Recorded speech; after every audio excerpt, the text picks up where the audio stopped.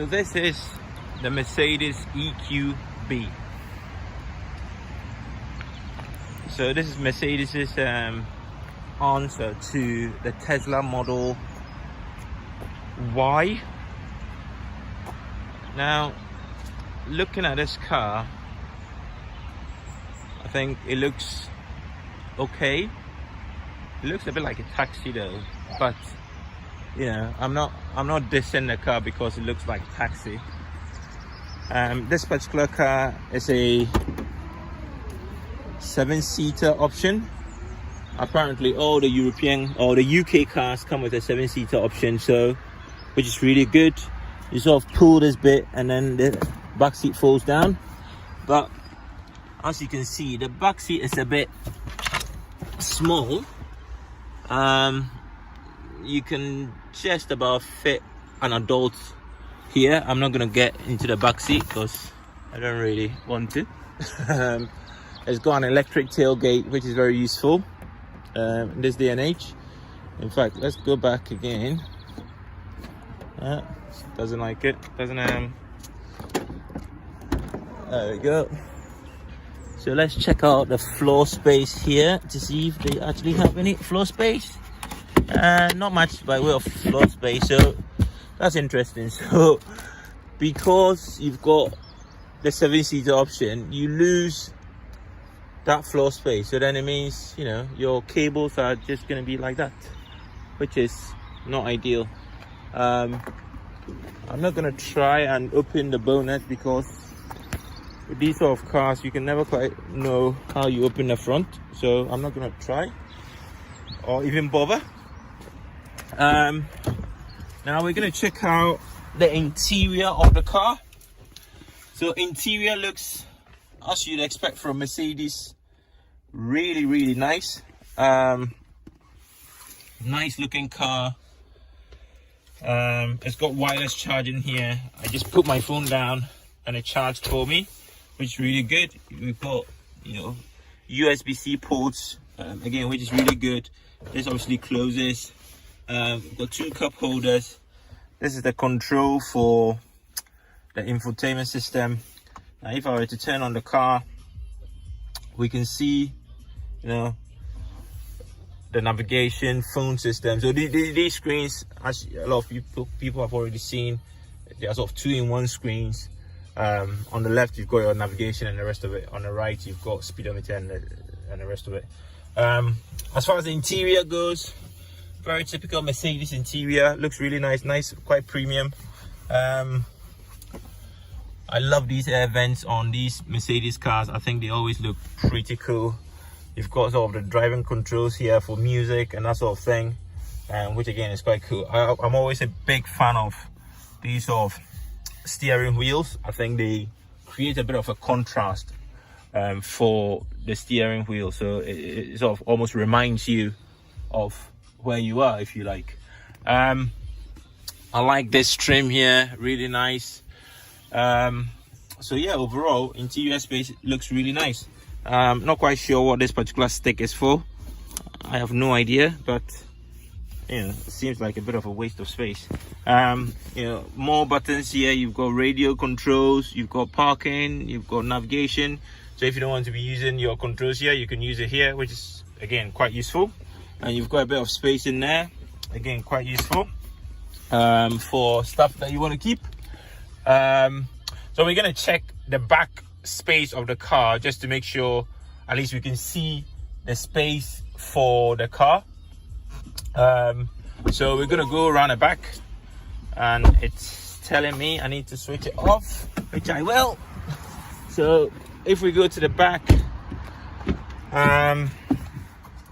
so back space, plenty of leg room for me. So I'm 6'2", and yeah, I've got plenty of leg room. If we look to this one has panoramic roof, so pretty cool. Now if we look here, I've got quite a bit of head room as well, so you know, I'm not hitting my head or anything, which is good. Central reservation has a bit of a bump in there. The middle space has a bit of a bump in there, which you'd expect, but that's fine. You've got air vents here. USB-C ports. I'm actually quite impressed by the amount of space in the back. Now, I said earlier I'm not gonna go to the back, the 7th seat option, you know, the seats at the back, but you know, for the purposes of this display, I think it makes sense for me to that's how it opens. It makes sense for me to go to the back. So yeah, I don't think it's very sensible. I mean, there's nothing here that's sort of obvious for me to pull the seat forward, so I'm not gonna bother. So yeah, if you're gonna buy the Mercedes, that's one problem you're gonna have. No obvious thing to sort of pull forward. I mean, this sort of helps it fall down, but that's about it. It's a bit of a mission to get to the back, but you know, looking at the back, you can certainly fit 2 kids in the back. You know, looking at the back, it doesn't look like, you know, one of these cars where you can't even fit a child. So, you know, kudos to Mercedes for that purpose. Boot space, when everything is when this back seat is folded down, boot space is, I think, 480 liters, which is not bad. Obviously, to fold this, you just have to pull this one.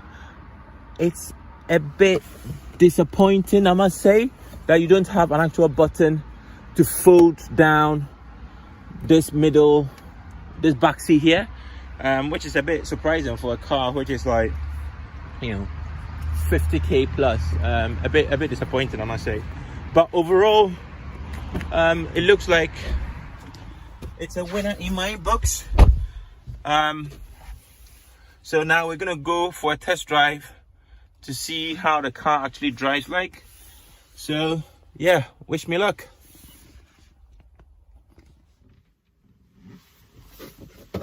All right,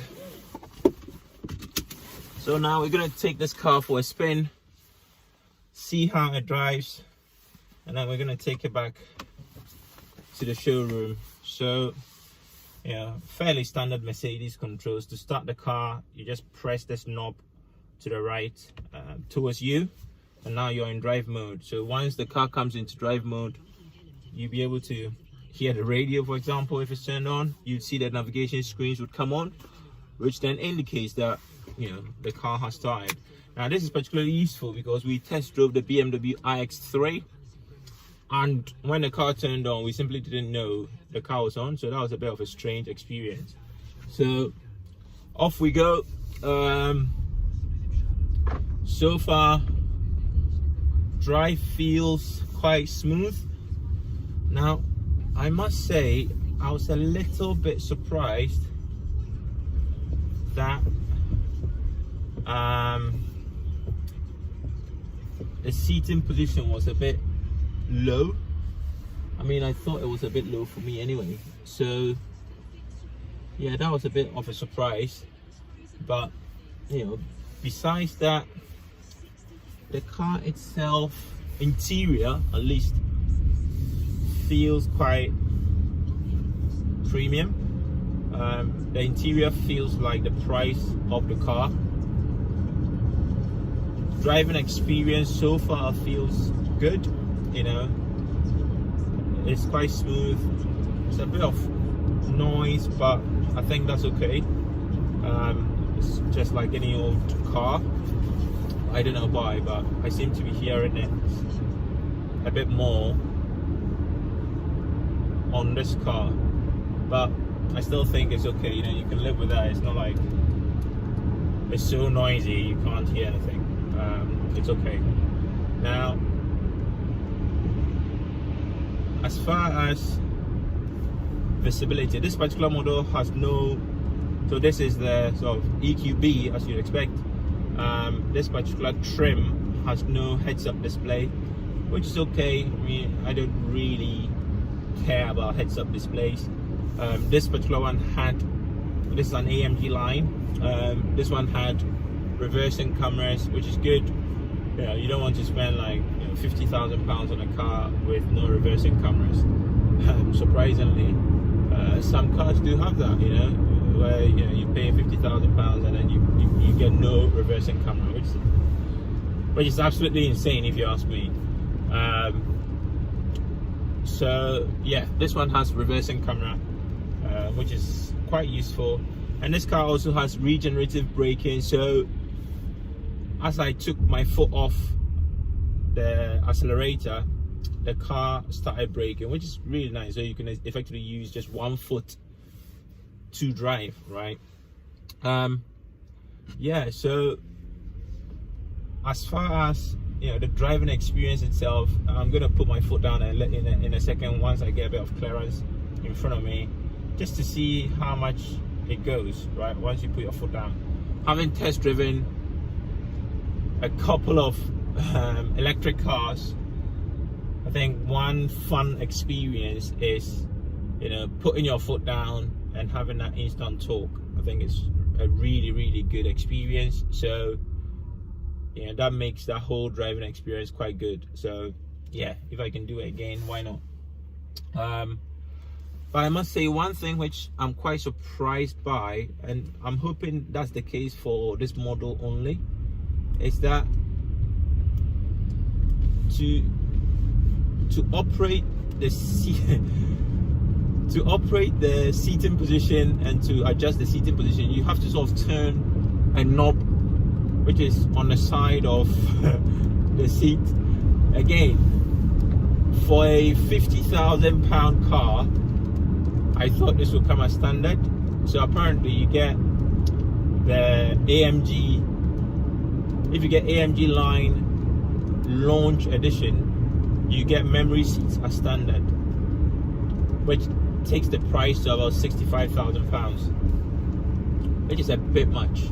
Now at £65,000, you're looking at cars like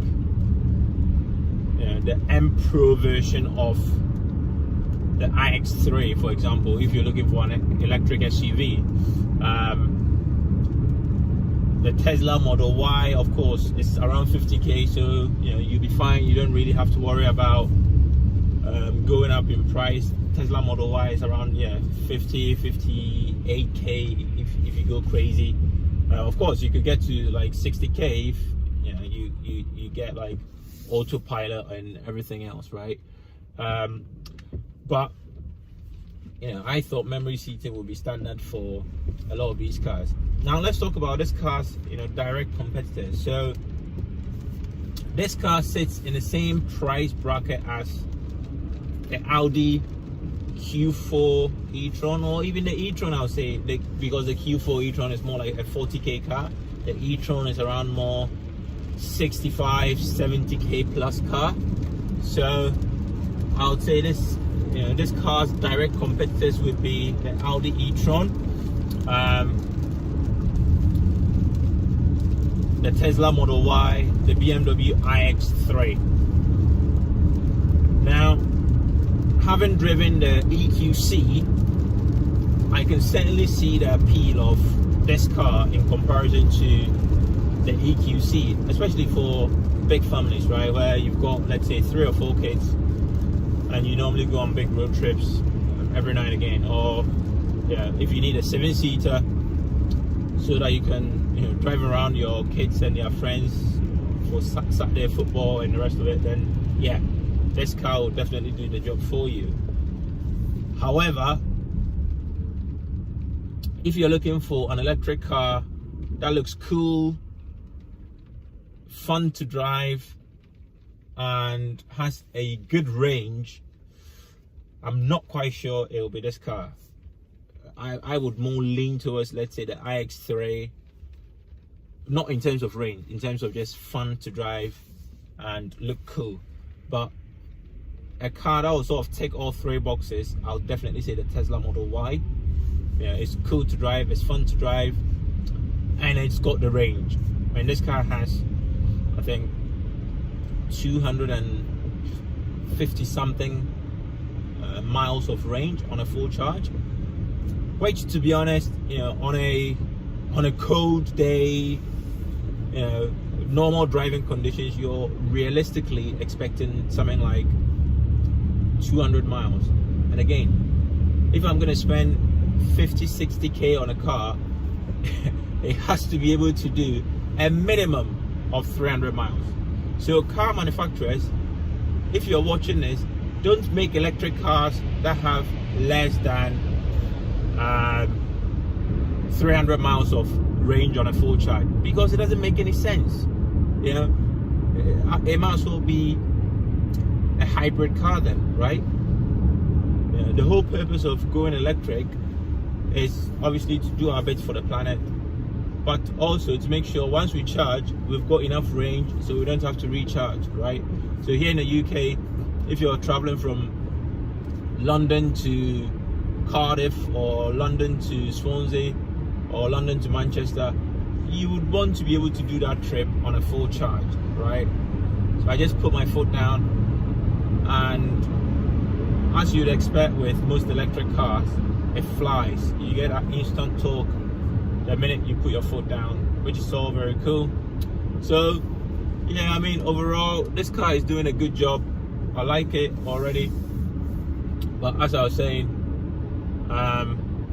yeah, if you're looking for a car that has the cool factor, range,